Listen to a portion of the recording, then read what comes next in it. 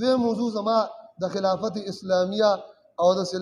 سیاست اسلامیه په موضوع سره نن زما هغه کې تاسو ته درس هغه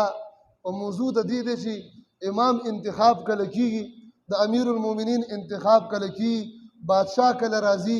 با جدید اصطلاح وزیر اعظم او صدر کله منتخب کیږي نو په اسلام کې د دې څه طریقې شته او کنه شته په کومه یو طریقه باندې با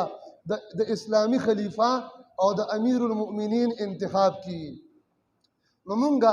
قرآن او سنت کې داسې نص نشته دی چې قرآن او سنت ویلي وي چې په دې طریقه به تاسو د امیر انتخاب کوئ او د دې نه بغیر به په بله طریقه باندې انتخاب نه کوئ البته د رسول الله صلی الله علیه وسلم د خلفای راشدینو د طریقې انتخاب نه علماء درې څلور طریقې ذکر کړي دي هغه ما څه مخې ته کتابونه پراته دي چې امام شاه ولی الله محدث دهلوي رحم الله په ازالة الخفاء عن خلافة الخلفاء په دې کې څلور طریقې ذکر کړي دي احکام السلطانیه والولایات الدینیه کې امام ماوردی دو طریقې ذکر کړي دي دا شانتي علامه امام ابن تیمیه په سیاست الشرعیه فی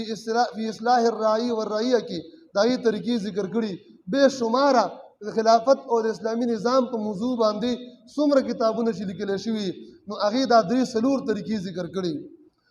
نو ځینې خلک بیا دا وایي چې یاره د اسلامي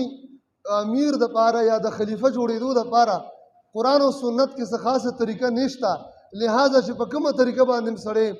امیر جوړي نه جوړولی شي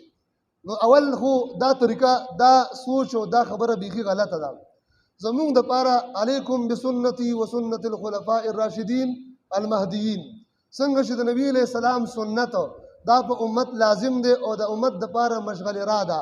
دغه شانتي د نبی علیہ السلام د صحابه او د خصوصا د خلفای اربعه او خلفای راشدینو سنت او طریقه د امت د پاره سنت ته دغه د پاره رهنما ده دغه د پاره نمونه ده او دغه د پاره مشغله را ده لہذا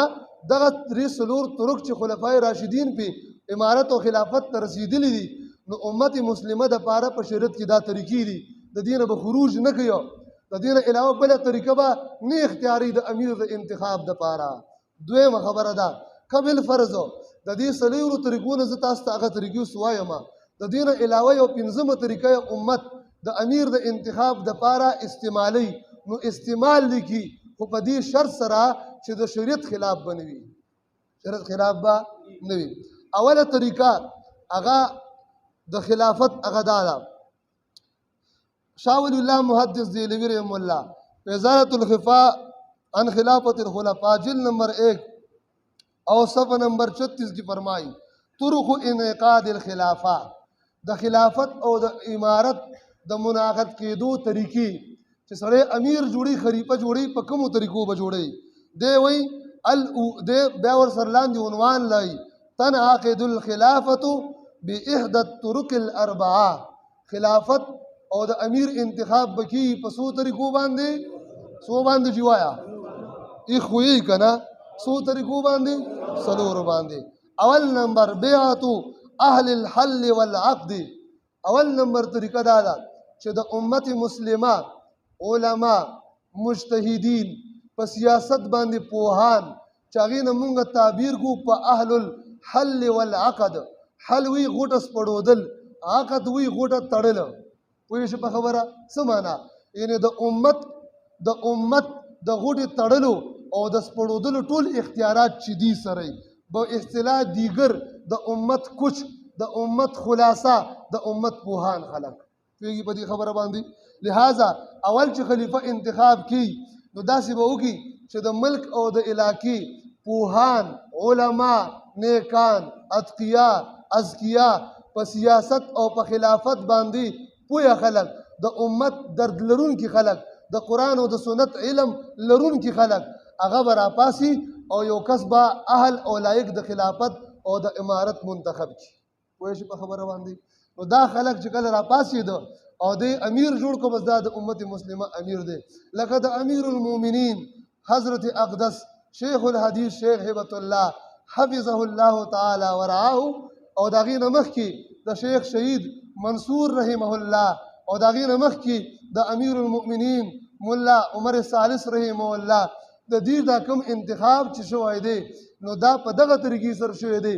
نیکان او صلحا خصوصا بیا د موجوده امیر المؤمنین انتخاب د وخت پوهانو کړی دی چا کړی دی د وخت پوهانو بیا دا یو مسله زه تاسو ته ګوري دا اهمې مسلې دي نن امت مونږه په دې کې لګیا کړی دی جګړې کوو چې د امین په جهر وویل او د په رو ویل راشي یو بل ته لاس واچوئ دا یو مړي نه بعد دعا کوي او دا بل نه کوي یو بل ته لاس واچوئ وړو وړو مسلو کې امت لګیا شوی دی او موږ نه اهمه فریضه چې د ټول امت باندې فرض کفایي دی او نن فرض عین دی څه شی دی دا جمعې موږ اوس کوو که نه دا فرض کفایي دی که فرض عین دی فرض عین د خلافت قیام په امت باندې په دې دور حاضر کې د فرض کفایه نه هغه مفضي شوی دی فرض عین ته فرض کفایه هغه صورت کې دی چې کله امت کې دومره افراد موجود دي چې هغه د خلیفه د انتخاب دپاره کافي وي او دی خلافت انتخاب وکړي که دا موجود نه وو یا دا فریضه کې سستی وکړي بیا ټولو افراد د امت ته چې څوک صلاحیت د دې لري نو هغې باندې دا فرض عین ګرځېدلی دی نو موږ فرض عین نه سرغړونه کړې ده او وړو وړو مسلو کې لګیا یو بل پسې یو پاټۍ پسې او بل پاټۍ پسې الله دې په امت مسلمه رحم وکړي ښه لہذا دا مسلو باندې ځان پوهه کوي نو اول طریقه دا ده چې اهل الحل والعقد څومره علما او پوهان چې راپاسي او د امیر انتخاب وکړي نو دا به امیر جوړیږي آیا دې دپاره د ټولې دنیا د عمراو د خلفاو او د ټولې دنیا د اهل الحل والعقد د ټولې دنیا د علماو اتفاق ضروري دی او نه که په بعضې کسانو باندې هم کېږي امام ماوردي رحمه الله په دې احکام السلطانه کې په دې کې مذاهب ذکر کړي یو مذهب دا دی چې جمهور او اکثر اهل الحل والعقد یعنی د امت اکثر علما چې کله په یو امیر راجمع شي او د هغه په لاس بیعت وکړي هغه انتخاب وکړي دی به امیري که اکثر نی نو بیا انتخاب درست نه دی دا امام قرطبي رحم الله خپل تفسیر کې ذکر کړي خو په دې باندې دم رد کړی دی امام قرطبي هم پرې رد کړی دی ولې ابوبکر صدیق رضی الله عنه خلیفه اول بلا فصل دی زمونږ به ایمان دی سم دی گویا ایمان شته که نشته څوک چې ابوبکر او عمر خلیفه نه مني فقه حنفي ټولې فتاوی دا کافر دی څه شی دی کافر دی په خبره به شیعگان او روافض خو ابوبکر او عمر رضی الله عنهما مسلمان هی نه ګڼي هغې خو جهنمیان او شیطانان ورته وایي نعوذ بالله خلافت نه اسم منکران دي لہذا د ملک په د دنیا په تمامو کونو کې بشمول افغانستان او پاکستان او ایران او هندوستان او عربستان کم شیم چې د ابوبکر او عمر خلافت نه مني کافر دی څه شی دی او چې ځان ته مؤمن وي نو زندیق کافر دی څه شی دی دې کتاب کې شاه ولی الله رحم الله شیعګانو ته زندیق کافر ویلی څه شی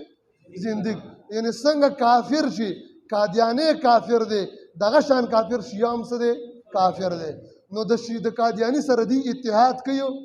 وایا کوي ورسره د شیعګانو سره بیا ولې اتحاد کوئ قادیانی لاس نه ورکوي شیعه لاس ولې ورکوي قادیانی خوا کې نه پرېږدي شیعه خوا کې ولې دا زما دعوه ده چې موجوده شیعګان چې کومو کې دغه عقاید موجود دي او هغې ځان ته مؤمنین وایي دا صرف کافر نه دي زنادقه کافران دي څه شی دي زنادقه څنګه اتحاد او لین دین تمام تر تعلقات او معاشرت چې د قادیانی سره حرام مطلق دی دا د شیعه سره څه شی دی حرام پوهېږي په خبره باندې دا مې څه پورې ویلی وایه شیعګان خلافت پورې نو ابوبکر صدیق په خلافت باندې تمام اهل الحل والعقد یا جمهور نور راجمع یو څو کسان 15 صحابه نور خو بیا وروسته شوي دي کله چې نبی علیه السلام وفات شو ابوبکر صدیق خبر شو چې سقیفه بني ساعده کې خو هلته انصار راجمع دي او د حضرت سعد ابن عباده رضی الله عنه په لاس باندې بیعت کول غواړي د خلافت نو حضرت عمر او ابوبکر صدیق بشمول درې نورو صحابه دا 15 صحابه لاړل او آلته کې خبره وشوه هغې ویل یاره یو امیر به زموږ نه جوړ کړو انصار ویلې یو به ستاسو نه جوړ کړو د مهاجرینو نه ابوبکر صدیق ویلې ما د حضور حدیث اورېدلی دی نبی علیہ السلام فرمایي چې الائمة من قریش امامان به د چا نه وایه لہذا چې په قریشو کله امام او امیر المؤمنین او خلیفۃ المسلمین جوګه موجود وي نو بیا به غیر قریشي نه جوړیږي نو بس عمر فاروق رضی الله عنه حضرت عمر ابوبکر صدیق ته لاس راکا لاس تی واغشتو او ستا په لاس ما بیعت د خلافت وکړو بیا نور صحابه بیا نور لہذا امام قرطبی رحم الله امام ماوردی رحم الله فرمایي چې خلافت د پاره د خلیفہ انتخاب د پاره د اکثرو اهل الحل والعقد راجمع کېدل ضرور چا 15 کسان ذکر کړي څومره 15 او چا 3 کسان ذکر کړي چې 3 معتمد پوهان علما د چا په لاس باندې بیعت د خلافت وکي دا خلیفہ وګرځیدل البته امام ابن تیمیه رحم الله په مدارج السالکین کې منهاج السنه کې یو رد کړی دی امام ابن شیخ الاسلام امام ابن تیمیه فرمایي چې دا خبره لګي کمزوري دي دومره تعداد کم از کم پکار دی چې دله قوت او طاقت ملو شي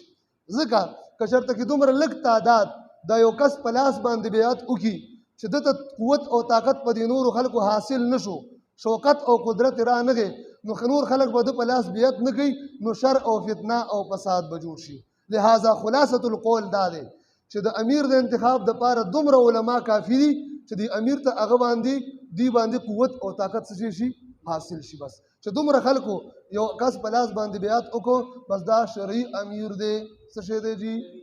شرعي امیر دی شرعي امیر په تمامه دنیا کې زمونږ امیر المؤمنین شیخ الحدیث شیخ هبت الله حفظه الله وتعالى علیه نور عمرا دا پرېږدئ په خبره هم پوهېږي که څوک ځان امیر جوړوي یا قائد جوړوي یا رهنما جوړوي یا لیډر جوړوي نو دوی پسې به نه ځئ ښه شرعي امیر په لاس به بیعت کوئ او د وطن بت به ماتوئ د وطن بت به هلکه ته خو پاکستاني او دې ځای نه بیعت کوې یم دی که نه پاکستان زما دا خوره مې د پلار نیکه خوره ده چا پلار مې ته نه شي استې ښه ډېر خلک دا وایي ته به انګریزي قانون راولي او ته بیا هم د دې حقدار یې زه به اسلامي قانون راولم او زه به ځم هېڅ چرې نه ځم انشاءالله په دې خوره مې ژوند دی په دې مې مرګ انشاءالله ورځ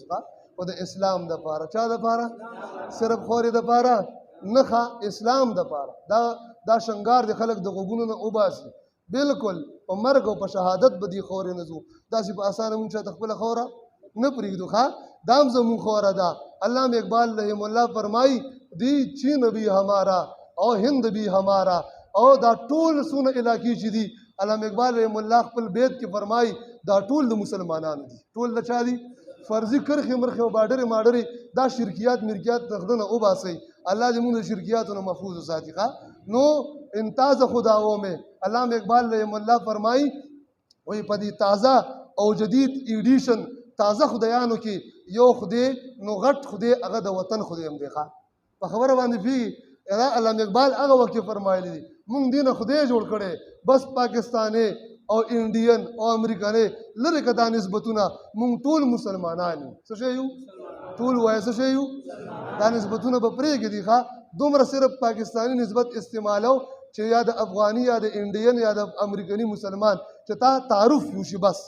د تعارف تر حده نور بت به دې نه جوړی شي دې ته سجدې کې نو اوله طریقه د انتخاب دا ده چې علما به راپاسي پوهان به راپاسي او د امیر انتخاب به وکړي انشاءالله درې طرق به درته باقي جمعه کې هم الله یې د عمل توفیق نصیب کړي واخر دعوانا ان الحمد لله رب العالمين اللهم انا على ذكرك وشكرك وحسن عبادتك اللهم انا على امرات الموت وسكرات الموت اللهم ارنا الحق حقا وارزقنا اتباعه وارنا الباطل باطلا وارزقنا اجتنابه اللهم ربنا آتنا في الدنيا حسنه في الآخرة حسنة وقنا عذاب النار وادخلنا الجنة مع الأبرار يا عزيز الغفار برحمتك يا أرحم الراحمين وصلى الله تبارك وتعالى على النبي